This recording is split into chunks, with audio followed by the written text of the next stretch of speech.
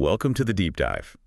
Today we're going into a cinematic saga that is, it's just extraordinary. It spans nearly 5 decades. It really does. We're charting the transformation of this one simple, low-budget film about a struggling boxer into a huge, multi-generational, multi-platform empire. Yeah, and we are, of course, talking about the unparalleled history of Rocky and the ever-expanding Creed universe. It's such an essential American myth, isn't it? And not just because of the story you see on screen. Oh, not at all. The real-life journey of its creator, Sylvester Stallone, it mirrors the fiction perfectly. He was the ultimate underdog. Broke, desperate. Completely. And he was so insistent on proving his own worth. And that very insistence, that stubbornness, is what gave us Rocky Balboa. And that's really our mission for this deep dive. We're charting the total evolution, the dramatic shifts, the financial story, the bizarre production battles, and the ongoing corporate warfare. It all connects, from that single 1976 film to the sprawling Creed verse we have today. And it's a story defined by conflict, both inside the ring and, maybe more importantly, outside of it. It's all about who gets to control the legacy. And to really understand that, you have to start right at the beginning. We're talking 1975. Stallone is in a state of, absolute financial desperation. He was a struggling actor. Truly struggling, yeah. He'd had a few uncredited roles, a tiny line here or there in a film like Clue. Maybe you'd spot him in the background of MAH. But he was, essentially living hand to mouth. He just couldn't catch a break. And then comes this lightning strike, this moment of pure inspiration. The sources say he was watching a boxing match. Right, the 1975 fight between the one and only Muhammad Ali and this relative unknown named Chuck Wepner. The Bayonne Bleeder. That's the one. He was a journeyman boxer. Everyone, and I mean everyone, expected him to be knocked out in, the first couple of rounds. But he didn't go down. He did something extraordinary. He lasted. He pushed Ali. And even though he was eventually TKO'd in the 15th round, he achieved this profound moral victory just by enduring. By going the distance. And that idea, that single idea became the core of everything. It became the whole philosophy. The measure of a person's worth isn't just winning, it's about being able to go the distance. And Stallone poured that entire feeling into the script for Rocky Balboa, the southpaw from Philly. And he wrote it. How fast was it? Feverishly fast, 3.5 days. Wow. He knew he had something special, something with this incredible emotional anchor. But the real fight was convincing Hollywood to let him be the star. And this is where we hit the most critical business decision in the entire history of the franchise. Absolutely. The studios offered him a lot of money, a 6-figure sum, maybe $250,000 just for the script. Which for a guy who could barely pay his rent. It was life-changing money, instant wealth. He could have taken it, gotten rich overnight, and then watched, Robert Redford or James Cameron play his character. But he said no. He flat out rejected it. He insisted, absolutely insisted, on playing the lead role himself. That seems so incredibly risky. Almost reckless. Yeah. What possible leverage could he have had? His leverage was his belief in the project. And, his desperation. He knew the character was him. So he struck this high-stakes deal with 2 producers, Irwin Winkler and Robert Chardoff, and the studio, United Artists.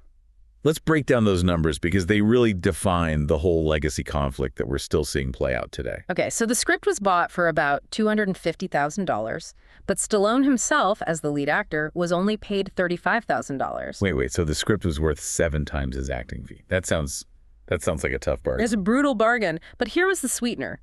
He got 10 points on the back end. Meaning 10% of the net profits. Exactly. After the studio recouped its costs, it was a gamble, but it gave him a stake. But the most crucial part of this, the part that echoes through everything, is that by taking that small fee and selling the script outright, he signed away the actual ownership. The intellectual property. The IP. He signed away the IP to the characters, the story, everything. He gave it to the producers. And the producers, Winkler and Chardoff, they had a very clever way to make this whole thing work for the studio. They had something called a put contract. Yes, and that was their ace in the hole. For anyone who might not know, a put contract basically means the studio guarantees to produce any project a producer submits as long as it meets certain financial criteria. And in this case, the criteria was the budget. Right. Winkler and Chardoff had the contractual right to greenlight any project that cost under $1.5 million, no long script review, no executive committees arguing about it. So they deliberately kept the Rocky budget super low. Around $1.1 million. They kept it low enough to make it a guaranteed put picture. Yeah. It allowed them to circumvent any studio executive who would have, balked at casting a complete unknown like Stallone. It was genius, really. It minimized the risk for everyone. It got the film made. It did. But it all relied on Stallone accepting a pittance to act and giving up the IP. And that risk, well, it paid off spectacularly. The film, made for just over $1 million, went on to gross $250 million worldwide. A phenomenal return. And Stallone's 10 points on the back end, they must have been substantial. Oh, they were. He netted close to $2.5 million from that first film alone. But as you said, the ultimate irony of this American dream story is that the man who created the dream, who fought the ultimate underdog battle just to be in his own movie. He permanently lost ownership of that dream in the fine print. And that's a fight that's still going on. Okay, so let's move to the films themselves. The original 1976 movie, which, won Best Picture at the Oscars. Which is still incredible. It laid the foundation for the entire mythos. Rocky Balboa, he's a loan shark collector, but he's got this unusual amount of compassion. He's fighting in these grimy, sleazy clubs for pocket change. He's not chasing fame. He's just chasing validation. He wants to prove he isn't a bum, to himself, to Adrian. Right. And the whole premise is that the world heavyweight champion, Apollo Creed, gives Rocky this shot as a publicity stunt. It's America's bicentennial, and he wants to give a local Philly boy a shot at the title. But for Rocky, the goal is purely psychological. It's just to go the distance. And that's the key. That psychological goal is why that first film resonates so deeply. The big aha moment of the movie is that it doesn't end with a victory. Right. It would have been too simple, too cliche. It ends with a split decision loss. Rocky loses the fight, but he achieves his self-respect by lasting all 15 rounds with the champ. That's the perfect moral victory. And in that final scene, nobody even cares about the judge's decision. He's just screaming for Adrian. They embrace in the ring, and that's the real prize. Their connection, his self-worth, not some championship belt. And that film immediately gives us this core support system that carries the saga for decades. You've got Adrian Panino, played by Talia Shire, who goes from this painfully shy pet store clerk to his absolute rock. Her brother, Paulie, played by Burt Young, who's just perpetually disgruntled. And Mickey Goldmill, the trainer. Burgess Meredith was just incredible in that role. So good. The gruff, old-school trainer. And of course, the great Carl Weathers as Apollo Creed. The rival who becomes so much more. And the sources say the commitment from the actors was physical from day one. In that final fight scene in the first movie, both Stallone and Weathers got legitimately injured. Yeah, Stallone got bruised ribs, Weathers got a damaged nose. They were really going for it. That dedication was there from the very beginning. The sequels then start to build on this foundation pretty quickly. Rocky II comes out in 1979. And it shows the difficulty of life after the big fight. Rocky and Adrian get married, but they struggle with money. He's famous, but he can't, translate that into a sustainable living. It's a very real problem for a lot of athletes. It is. And meanwhile, Apollo is getting all this hate mail from people claiming he carried Rocky, that the fight wasn't real. So he demands a rematch to clear his name. And this time, Rocky wins. He becomes the world heavyweight champion. He does. In the 15th round, he knocks Creed down. Both of them are struggling to get back up, but only Rocky makes it. He's finally the champ. And that success leads us right into Rocky III in 1982. Which is all about the double-edged sword of fame. Exactly. Rocky is a celebrity now. He's doing commercials, charity events. He's gotten comfortable. He's gotten soft. Mickey even warns him. He says the hunger is gone. He's just been fighting these hand-picked setup fights. And that complacency leads directly to tragedy. He faces Clubber Lang, played by Mr. T, a younger, hungrier, more vicious fighter. And just before that first fight with Lang, Mickey has a heart attack and dies. It's such a devastating moment. It forces Rocky to realize he's lost his way. Mickey's death is the major turning point of the early series. The franchise needed a new mentor, and it finds one in the most unlikely person imaginable. Apollo Creed. His former rival. After Rocky gets completely demolished by Lang, Apollo steps in to train him. It's this incredible narrative shift. Right. The bitter rivalry transforms into this deep, powerful friendship. And Apollo completely changes his style. He takes him away from the Philly slugging and brings him to his gym in L.A. Teaches him a faster, more athletic style. It's all about defense, movement. The film culminates not just with Rocky winning the title back, but with that amazing secret third fight between them at the very end. just for themselves. It's the perfect confirmation of their bond. And that bond, that friendship, leads us directly into what is, I think, the most controversial and iconic film of the series. Rocky IV, 1985. This was the absolute apex of the franchise's box office. It made over $300 million worldwide. But at the same time, it became this critical lightning rod. Oh, the critical hostility was huge.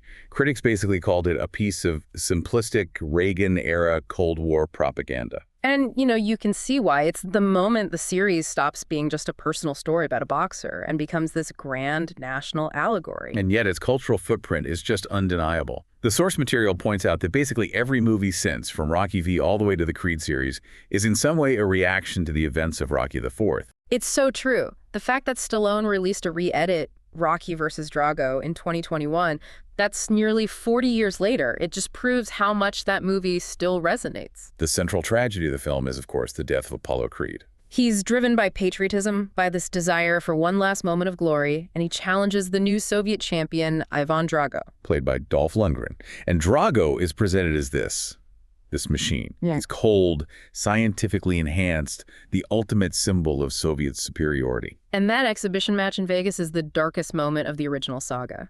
Apollo he's killed in the ring by Drago. It's brutal. And Apollo's trainer, Tony Duke Evers, who saw Apollo as a son, immediately shifts his loyalty to Rocky.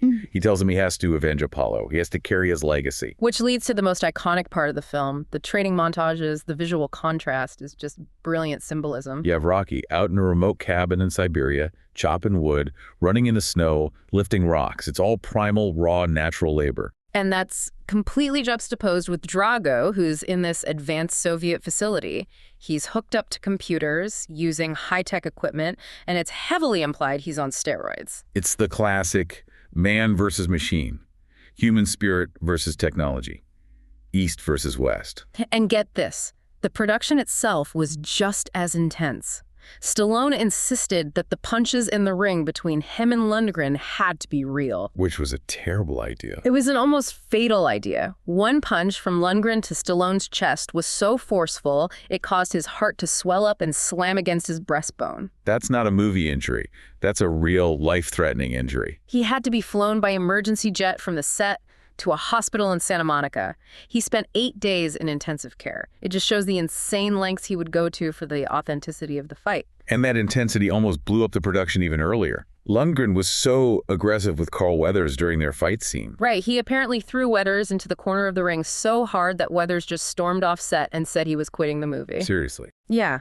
Stallone had to step in and basically force them to reconcile. It shut down production for 4 days. The stakes were just astronomical on and off camera. So now let's pivot to the fight that's arguably more dramatic and has lasted way longer than any in the films. The decades-long feud between Sylvester Stallone and the producer, Irwin Winkler. This is the real-life fight for legacy, and it all goes back to that deal they made in 1975. Exactly. Stallone got to play the role, which was his dream, but he is adamant that he was fleeced out of the ownership of the intellectual property, the rights to the sequels, the merchandise, the characters he created. And he has not been quiet about this. He's made it very clear this isn't about the money. His net worth is, around $400 million? It's about legacy. He said publicly that he wants the ability to pass the franchise he created down to his children. And right now, that's a right held by the producers. And this fight has gotten really ugly. Oh, it's poisoned the well completely. Stallone has publicly called Winkler nefarious and a remarkably untalented and parasitical producer. It shows this profound sense of betrayal. He feels like he took a bad deal when he was broke, and he should have been compensated for the long-term value of the world he built. And this off-screen battle has had very direct on-screen consequences. For sure. Stallone refused to be in Creed III, and he said it was largely because of his ongoing conflict with Winkler, who, along with his sons, is still producing the films. And he said he'd only do a Creed IV if Winkler wasn't involved. Right. And it's important to say, he never had this fight with Robert Chardoff, the other original producer. Chardoff was involved until he died in 2015, and the first Creed is actually dedicated to him. The bitterness is very specific to the Winkler family's control of the IP. You can almost see the results of this chaotic production history in the movies themselves, just by looking at the timeline. Oh, the timeline is a complete mess. It really suggests that creative decisions were often rushed or, contradictory. They cared more about the emotional moment than strict consistency. So give us an example. The age thing is a good one. Okay, so in the first movie, set in 1975, Rocky says he's 30. Fine. In Rocky III, set a few years later, a sportscaster says he's 34. Okay, that sort of tracks. But then Mickey's grave in that same movie explicitly says he died in 1981. So if Rocky was 30 in 75, he'd be 36 in 81. The numbers just don't add up. But the movies just barrel ahead. They don't care. And it gets worse with his son, Rocky Jr. Oh, way worse. So Rocky V comes out in 1990, and it's supposed to start right after Rocky III. So in 1985. But suddenly, Rocky Jr. has aged from a little kid into a 14-year-old teenager.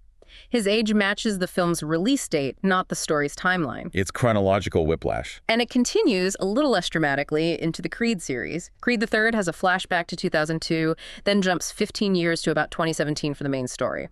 But we know Creed II was explicitly set in 2018. It's constantly being manipulated. It feels like this messy relationship with time perfectly mirrors the messy, turbulent history of the franchise's development itself.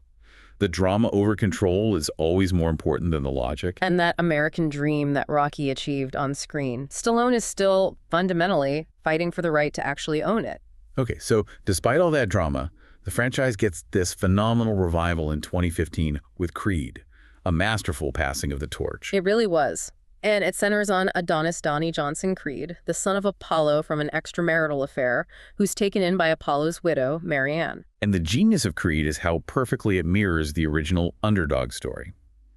Adonis, played by Michael B. Jordan, he leaves this high-paying, white-collar job to chase his dream of being a boxer. Just like Rocky, he's driven by this need to prove his own worth, but he's also trying to get out from under his father's massive shadow. He goes to Philly to find the one person who can help him. Rocky Balboa. And Rocky is now retired, just running Adrian's restaurant. And he's reluctant to train him at first, which echoes Mickey's reluctance in the first film. But he agrees, and then the roles start to reverse in a really powerful way. Because while Rocky is mentoring Adonis in the ring, he gets diagnosed with cancer, non-Hodgkin's lymphoma. And this role reversal is so touching. Rocky wants to give up, refuse treatment. He sees it as his time to reunite with Adrian. And Adonis, the student, has to become the emotional rock for his mentor, convincing him to fight for his life. And the climax of the film is such a powerful, deliberate echo of Rocky's Est. It really is. Adonis fights the champ, pretty Ricky Conlan, and just like his dad's last fight and Rocky's first big fight, it ends in a split decision loss for Adonis. He doesn't win the belt, but he goes the distance. He wins the respect of the crowd, of his opponent. He earns the name Creed. The film was a huge success. Stallone even got an Oscar nomination for Best Supporting Actor, a huge career resurgence for the very character he fought so hard to play in the first place. Then Creed II in 2018 brings the whole thing full circle, bringing back the Drago lineage 3 decades later. Right. Ivan Drago, who's basically fallen into obscurity and disgrace, trains his son, Victor, to challenge Adonis for the title. It's all about revenge. And Rocky is terrified.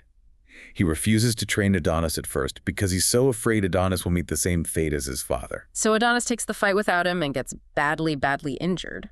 And that forces Rocky to step back in and train him for the rematch. And the resolution of Creed II is so beautiful because it completely reverses the nationalist narrative of Rocky IV and makes it personal. It makes it about being a father. Exactly. In the rematch, when Victor is exhausted and his mother and supporters abandon him, Ivan Drago throws in the towel. He saves his son. He prioritizes his son over his own need for prestige or revenge. It's this incredible moment of redemption for Drago, and it lets the franchise finally move past the Cold War stuff and into pure personal drama. Which brings us to Creed III, which was a major shift in control for the whole franchise. A huge shift. Michael B. Jordan didn't just star, he made his directorial debut. And it was a massive commercial success, the highest grossing Creed film. And Jordan deliberately took it in a new direction. The conflict is with Damian Anderson, a childhood friend of Adonis who's just gotten out of prison. Jordan wanted to explore Adonis's past, his own trauma, not his father's legacy. This fight was about Adonis, not Apollo. And this is the first film in the entire saga without Stallone. His absence is really felt, and it highlights this philosophical split. Stallone said he had a distaste for the darker direction of the film. He prefers his heroes to be more sentimental, more purely good. which is a sharp contrast to Jordan's and the producer's desire to explore Adonis's messy, traumatic past. And the explosive success of Creed III has now set the stage for the true expansion of this thing into, well, a corporate behemoth, the Creedverse. Right. With Amazon, who now owns MGM, pushing a bunch of new projects. First up is Creed IV. It's confirmed, it's in development, and Michael B. Jordan is directing again.